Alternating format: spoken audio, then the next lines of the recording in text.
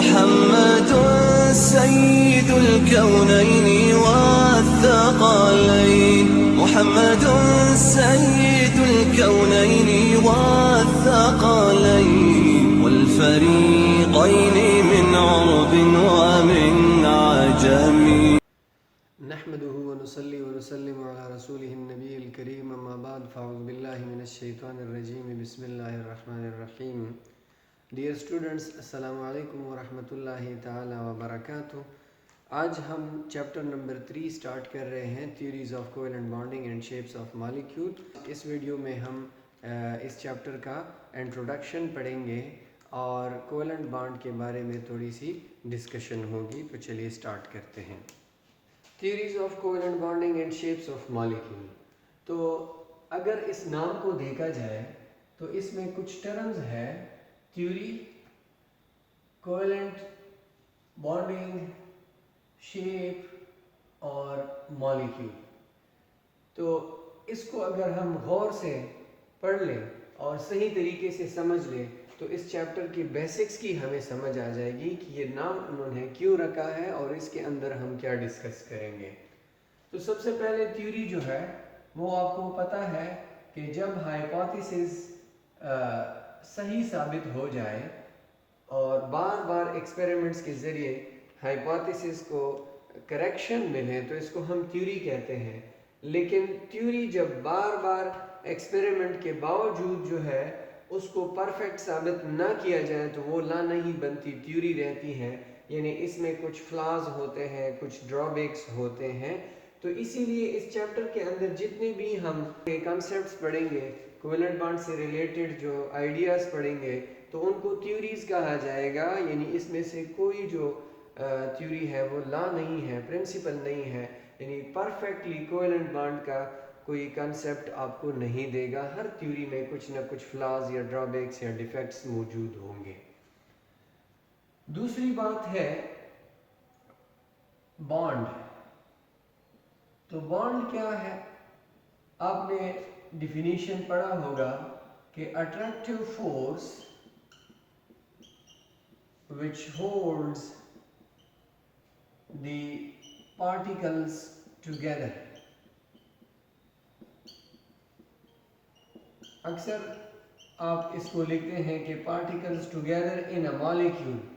तो मॉलिक्यूल इसके साथ ना लिखे, क्योंकि अगर आपने लिखा कि which hold the particle together in a molecule तो ये सिर्फ कोवेलेंट बॉन्ड की तारीफ हो जाएगी। आयनिक बॉन्ड में मॉलिक्यूल नहीं होते, मेटालिक बॉन्ड के मॉलिक्यूल नहीं होते। सो attractive force which holds the particles together, ये एक अट्रैक्टिव फोर्स होती है जो पार्टिकल्स को जुड़े रखता है। अब अट्रैक्टिव फोर्स क्या है ये जरा डिस्कस करना है। तो फोर्स आप लोगों ने पढ़ा होगा फिजिक्स में कि an agent that tend to produce motion in a body, जो मोशन प्रोड्यूस करता है उसको हम फोर्स कहते हैं। केमिस्ट्री में हम फोर्स जो है वो दो तरह का पढ़ते हैं। एक को कहा जाता है अट्रैक्टिव फोर्स और दूसरे को कहा जाता है रिपल्सिव फोर्स। अट्रैक्टिव फोर्सेस और रिपल्सिव फोर्सेस ये कब प्रोड्यूस होते हैं? तो जब दो एटम्स एक दूसरे के करीब आते हैं तो दो चांसेस हैं। एक चांस ये है कि ये एटम्स के इलेक्ट्रॉन और न्यूक्लियाई एक दूसरे को अट्रैक्ट करें और या एक दूसरे को रिपेल करें। तो there are two attractive forces and two repulsive forces operating between the two atoms which are coming close to each other. For example ये दो एटम्स एक दूसरे के करीब आ रहे हैं तो एक इसका इलेक्ट्रॉन और इसका न्यूक्लियस और एक लेट्स सपोज इसका इलेक्ट्रॉन और इसका न्यूक्लियस हम कंसीडर कर रहे हैं। तो electron of this will attract the nucleus of the second atom or nucleus of the first atom will attract electron of the second atom। इसी तरह electron of one atom will repel electron of this second atom or nucleus of the first atom will repel the nucleus of the second atom। First atom का nucleus दूसरे को atom के nucleus को repel करेगा। तो दो attractive forces होते हैं और दो रिपल्सिव फोर्सेस होते हैं। जब रिपल्सिव फोर्सेस गालिब आएंगे तो नो बॉन्ड इज फॉर्म्ड, क्योंकि सिस्टम की एनर्जी जो है वो क्या हो जाती है, इंक्रीज हो जाती है और एटम वापस पीछे चले जाते हैं। अगर अट्रैक्टिव फोर्सेस गालिब हो जाते हैं तो फिर क्या हो जाता है, बॉन्ड इज फॉर्म्ड और इस दौरान एनर्जी रिलीज हो जाती है, energy of the system decreases. तो इसीलिए हम कहते हैं कि बॉन्ड फॉर्मेशन जो होता है that is exothermic, that is a stabilising phenomena, यानी बॉन्ड के दौरान स्टेबिलिटी जो है वो मिलती है एटम को। Why atom tends to form covalent bond या why atoms tend to form bond, तो बॉन्ड बनाते हैं स्टेबिलिटी के लिए, और स्टेबिलिटी वो कैसे गेन करते हैं, एनर्जी रिलीज करते हैं। एनर्जी रिलीजिंग प्रोसेस को एक्सोथर्मिक प्रोसेस कहा जाता है, और ये वो कैसे करते हैं, जब एक दूसरे के करीब आकर अट्रैक्टिव फोर्सेस डोमिनेंट हो जाते हैं तो इस दौरान एनर्जी रिलीज होती है और बॉन्ड बन जाता है। तो attractive force which holds the particle together is called a bond. Now covalent bond क्या होता है, ये इस चैप्टर के अंदर डिस्कस होगा कि how covalent bond is formed, covalent bond बनता कैसे है।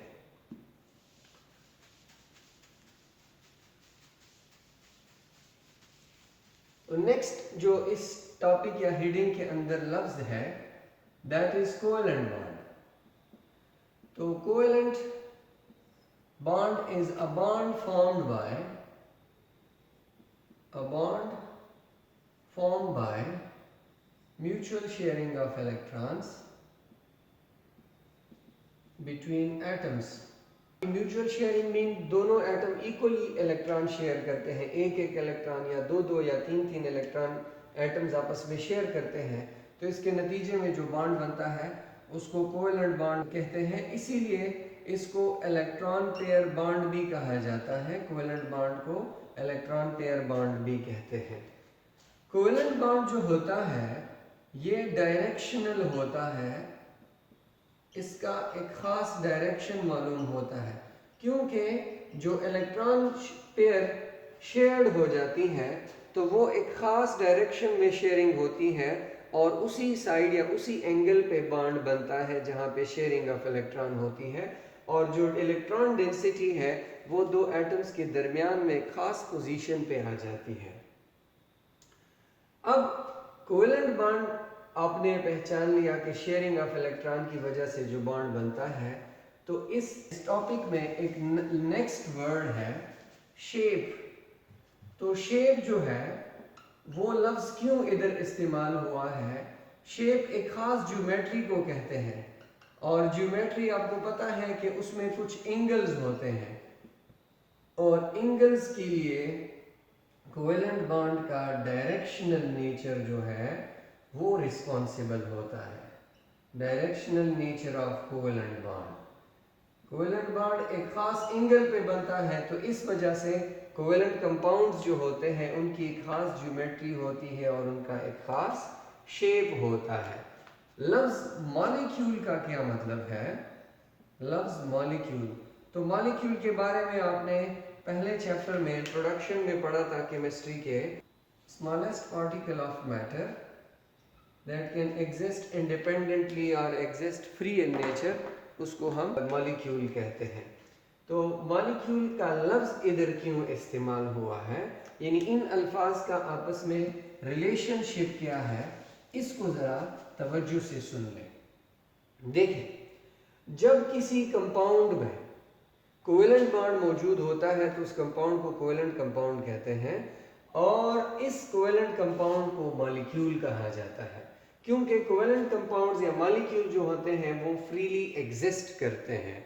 मॉलिक्यूल का लफ्ज सिर्फ कोवेलेंट कंपाउंड के लिए इस्तेमाल होता है, आयनिक कंपाउंड का मॉलिक्यूल नहीं होता, क्योंकि आपने पढ़ा है कि आयनिक बॉन्ड जो होता है दैट इज नॉन डायरेक्शनल, उसको हम इलेक्ट्रोवैलेंट बॉन्ड कहते हैं, क्योंकि उसमें क्या होता है, electrostatic force between oppositely charged ions, उसमें आयंस बनते हैं और आयन्स जब बन जाते हैं तो आयन की वजह से आयनिक बॉन्ड जो होता है वो नॉन डायरेक्शनल होता है।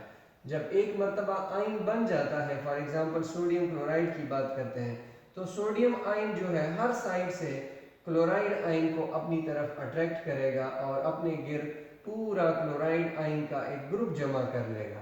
इसी तरह क्लोराइड आयन जो है वो अपने गिर्द सोडियम आयन का एक पूरा ग्रुप जो है वो जमा कर लेता है। तो हम कहते हैं कि ionic bond is non directional, और उसी वजह से उसका हम एक फार्मूला नहीं लिख सकते, मॉलिक्यूलर फार्मूला, इसी वजह से उसका मॉलिक्यूल नहीं होता। उसके लिए हम क्या कहते हैं, एम्पेरिकल फार्मूला सिर्फ लिख सकते हैं आयनिक कंपाउंड्स के लिए। क्या लिख सकते हैं, सिर्फ और सिर्फ एम्पेरिकल फार्मूला, यानी आसान अल्फाज में ionic compounds have no molecules, तो इसीलिए लफ्ज मॉलिक्यूल कोवेलेंट बॉन्ड के साथ इस्तेमाल हुआ है। सिमिलरली आपने मेटालिक बॉन्ड के बारे में पढ़ा है कि वहाँ पे इलेक्ट्रॉन गैस या इलेक्ट्रॉन सी थ्योरी होती है कि मेटालिक बॉन्ड में क्या होता है कि एटम्स जो है वो रूम टेम्परेचर पे इलेक्ट्रॉन फ्री कर लेते हैं, और इन फ्री इलेक्ट्रॉन्स को जो मेटल के टाइम्स हैं वो इक्वली अट्रैक्ट करते हैं हर साइड से। तो the force of attraction between free electrons and metal के टाइम्स in the metal bulk is called metallic bond. तो उसमें भी मॉलिक्यूल का कंसेप्ट नहीं होता। तो क्या रह गया, कोवेलेंट बॉन्ड और कोऑर्डिनेट कोवेलेंट बॉन्ड रह गया। कोऑर्डिनेट कोवेलेंट बॉन्ड जो है वो आपने पढ़ा है कि that is a type of covalent bond. Coordinate covalent bond क्या होता है, टाइप ऑफ कोवेलेंट बॉन्ड होता है। उसमें बस फर्क ये है कि शेयरिंग ऑफ इलेक्ट्रॉन होती है, लेकिन उसमें इलेक्ट्रॉन पेयर एक एटम शेयर करता है, दोनों एटम इक्वल शेयरिंग नहीं करते, अनइक्वल शेयरिंग होती है। ठीक है, तो उस कोऑर्डिनेट कोवेलेंट बॉन्ड से बनने वाले कंपाउंड को भी मॉलिक्यूल आप कह सकते हैं, लेकिन उसके मॉलिक्यूल को हम एक स्पेशल नाम देते हैं जिसे कॉम्प्लेक्स कहा जाता है। So what is complex? Complex is a special type of molecule.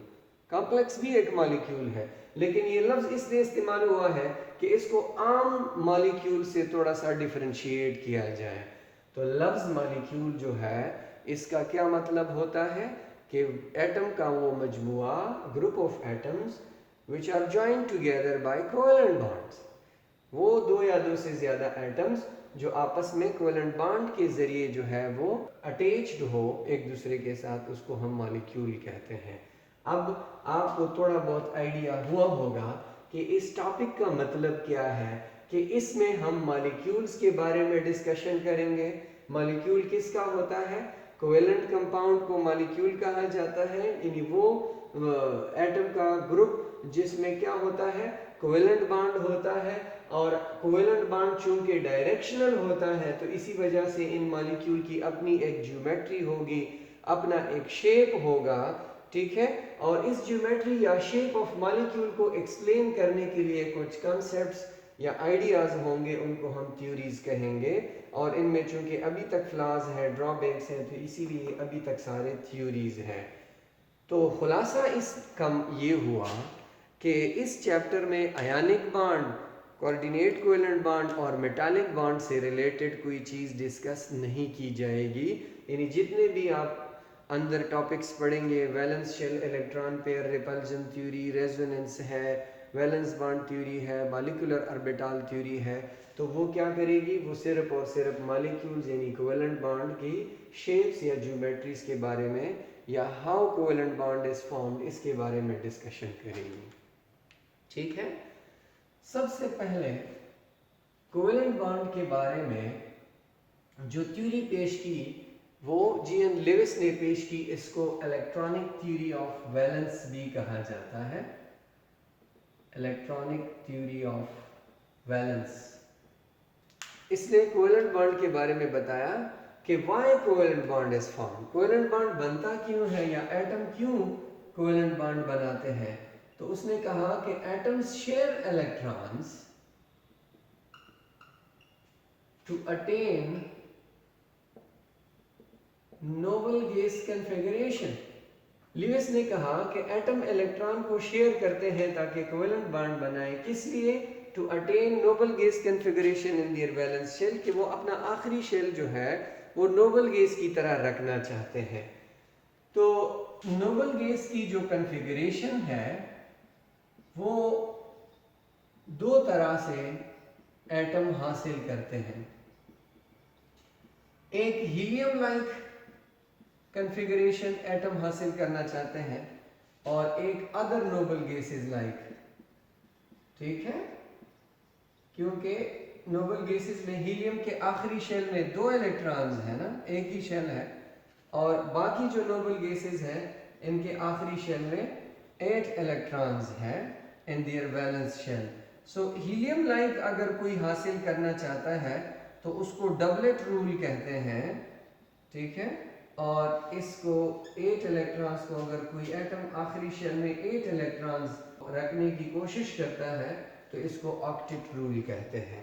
तो लीविस कॉन्सेप्ट में हम दो चीज़ें पढ़ते हैं, एक डबलेट रूल और एक ऑक्टेट रूल, ये लीविस थ्योरी में हम पढ़ेंगे। डबलेट रूल क्या है कि atoms share electron so as to have 2 electrons in their valence shell, इसको डबलेट रूल कहते हैं। हाइड्रोजन, हीलियम और लिथियम जो है ये डबलेट रूल को फॉलो करते हैं। ऑक्टेट रूल क्या है? ऑक्टेट रूल ये है कि एटम्स इलेक्ट्रॉन शेयर करते हैं so as to have 8 electrons in their valence shell, कि वो आखिरी शेल में 8 इलेक्ट्रॉन बराबर करें, यानी नोबल गैस कन्फिगरेशन इस तरह वो हासिल करते हैं। तो all elements other than hydrogen, helium और लिथियम जो है वो सारे क्या करते हैं? ऑक्टेट रूल को फॉलो करते हैं। अब जो एक्सेप्शंस है ऑक्टेट रूल से, तो दो एक्सेप्शंस हैं। एक है इलेक्ट्रॉन डिफिशिएंट मॉलिक्यूल, ये ऑक्टेट रूल को फॉलो नहीं करते हैं, इसको इनकम्प्लीट ऑक्टेट भी कहा जाता है। इनकम्प्लीट ऑक्टेट के बाज मॉलिक्यूल का ऑक्टेट इनकम्प्लीट होता है। फॉर एग्जांपल जो अक्सर कंपाउंड्स होते हैं ग्रुप 2A और ग्रुप 3A के, इनके ऑक्टेट जो होते हैं वो इनकम्प्लीट होते हैं। फॉर एग्जांपल बेरिलियम क्लोराइड है, AlCl3 है या BF3 है एट्सेट्रा, इनके अगर आप चेक कर ले तो आखिरी शेल जो है वो नोबल गैस की तरह नहीं है। बेरिलियम ग्रुप 2 में है और इसके साथ अपने 2 इलेक्ट्रॉन हैं और 2 इसके साथ क्लोरीन के हो गए, तो टोटल कितने हो गए? 4 हो गए। ये क्वेश्चन भी पूछा जाता है कि why beryllium do not follow doublet rule, doublet rule क्यों फॉलो नहीं करता? कि आखिरी शेल में 2 इलेक्ट्रॉन हैं, अगर ये 2 लूज करेगा तो पहले शेल में 2 इलेक्ट्रॉन रह जाएंगे। तो गौर से इस बात को सुन लें कि 2 रीजंस है। एक रीजन ये है कि बेरिलियम जो है पहले तो कोवेलेंट बॉन्ड बनाता है, आयनिक बॉन्ड बनाता नहीं है आसानी से, ठीक है। बेरिलियम कोवेलेंट बॉन्ड बनाता है, मोस्टली कोवेलेंट बॉन्ड बनाता है, तो अगर कोवेलेंट बॉन्ड बनाएगा तो शेयरिंग ऑफ इलेक्ट्रॉन होगी, तो 2 इसके अपने हैं और 2 किसी और के आ जाएं तो टोटल कितने हो जाएंगे? 4 हो जाएंगे। तो डबलेट रूल के लिए क्या शर्त है कि आखिरी शेल में 2 इलेक्ट्रॉन्स हों। दूसरी बात यह है कि अगर आप कह दें कि चलो आयनिक बॉन्ड बना लेता है, 2 इलेक्ट्रॉन लूज कर देता है, तो मैंने आपको पहले से ये क्लियर कर दिया, आपको कंसेप्ट दिया कि इस चैप्टर में हम पढ़ रहे हैं theories of covalent bonding. Lewis theory covalent bond के लिए आई थी, ये आयनिक बॉन्ड को एक्सप्लेन नहीं करती। लिहाजा अगर आप इससे 2 इलेक्ट्रॉन निकालेंगे तो आयनिक बॉन्ड बनाएगा और आयनिक बॉन्ड जो है वो लीविस थ्योरी उस पर अप्लाई नहीं होती। तो इसीलिए हम कहते हैं कि डबलेट रूल जो है वो बेरिलियम फॉलो नहीं करता। अच्छा सर, लिथियम कैसे फॉलो करता है? तो लिथियम जो है, लिथियम अपने लिथियम के साथ अगर 1 इलेक्ट्रॉन शेयर करेगा तो Li2 मॉलिक्यूल बनाकर 2 इलेक्ट्रॉन वैलेंस शेल में हो जाएंगे, ठीक है। तो लिथियम कोवेलेंट बॉन्ड बना सकता है। सारे ग्रुप 1 के एलिमेंट आयनिक बॉन्ड बनाते हैं, लेकिन लिथियम के कंपाउंड कोवेलेंट हो सकते हैं। दूसरा है एक्सपेंडेड ऑक्टेट।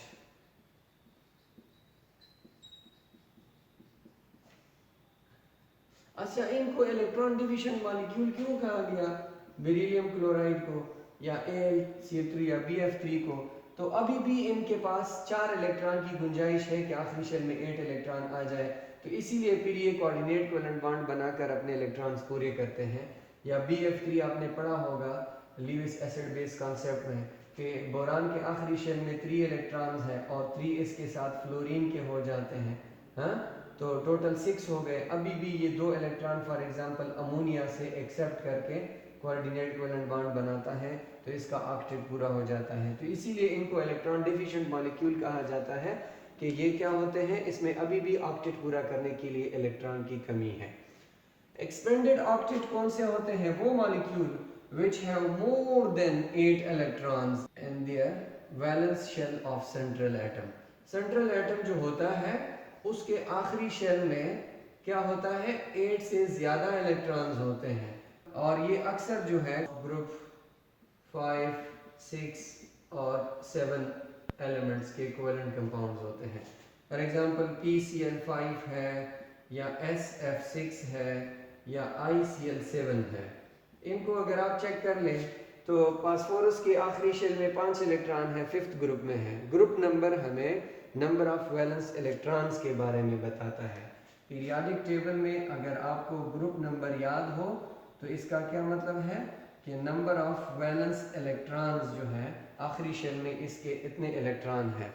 ग्रुप 2A के आखिरी शेल में 2 इलेक्ट्रॉन, ग्रुप 3 के आखिरी शेल में 3 इलेक्ट्रॉन्स एंड सो ऑन। तो ग्रुप 5 में फास्फोरस है तो इसके आखिरी शेल में 5 इलेक्ट्रॉन्स हैं और 5 इसके साथ क्लोरीन के हो गए, तो कितने बन गए? 10 बन गए। तो ये 8 से ज़्यादा है, तो इसीलिए हम इसको एक्सपेंडेड ऑक्टेट कहते हैं। SF6 सल्फर ग्रुप 6 में है और इसके आखिरी शेल में 6 इलेक्ट्रॉन है और 6 फ्लोरीन के हो गए, यानी 6 फ्लोरीन इसके साथ अटैच है, 1 इलेक्ट्रॉन ईच फ्लोरीन शेयर करता है, तो टोटल 12 हो गए। इसी तरह ICl7 में आयोडीन के आखिरी शेल में 14 इलेक्ट्रॉन्स आ जाते हैं, तो इसको हम एक्सपेंडेड ऑक्टेट कहते हैं, यानी ये मॉलिक्यूल ऑक्टेट रूल को फॉलो नहीं करते। फिर लीविस ने डॉट एंड क्रॉस फार्मूला हमें बताया कि आप किसी कोवेलेंट कंपाउंड का स्ट्रक्चर कैसे बनाएंगे कि represent the valence electrons of one atom by dots and that of other atom by cross, ताकि पता चले कि क्यों ये इलेक्ट्रॉन किसके हैं। ठीक है, फिर कहा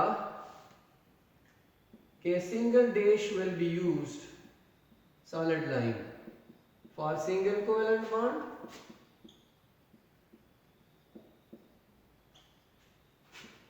to dashes are solid lines for double covalent bond or 3 solid lines are dashes for triple covalent bond। For example हम एक CL मॉलिक्यूल का लीविस स्ट्रक्चर बनाना चाहते हैं। हाइड्रोजन के साथ एक ही इलेक्ट्रॉन होता है तो उसको हम क्रॉस से रिप्रेजेंट करते हैं और क्लोरीन के आखिरी शेल के इलेक्ट्रॉन्स को हम डॉट से रिप्रेजेंट करते हैं। क्लोरीन ग्रुप 7 में है तो उसके साथ 7 इलेक्ट्रॉन्स हैं।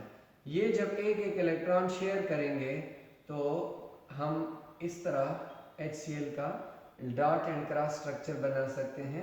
फिर लीविस कहता है कि इनके दरमियान जब सिंगल कोवेलेंट बॉन्ड बनेगा तो आप इसको इस तरह रिप्रेजेंट कर सकते हैं।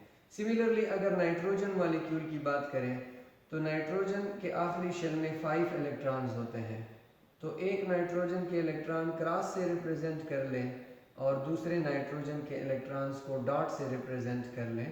ठीक है, तो ये आपस में 3-3 इलेक्ट्रॉन्स शेयर करेंगे। हर नाइट्रोजन 3-3 इलेक्ट्रॉन जो है वो गिफ्ट करता है कोवेलेंट बॉन्ड के लिए। इसके साथ 2 इलेक्ट्रॉन और इसके साथ भी 2 इलेक्ट्रॉन रह जाएंगे, तो इनके दरमियान ट्रिपल कोवेलेंट बॉन्ड बन जाएगा। इसको हम N2 मॉलिक्यूल कहते हैं। ठीक है, और इस तरह HCl को हम सिंपली HCl लिखते हैं इस तरह। तो ये लीविस का डॉट एंड क्रॉस फार्मूला था। अक्सर पूछा जाता है कि draw the Lewis structure of the following molecules या draw dot and cross structure of the following molecules.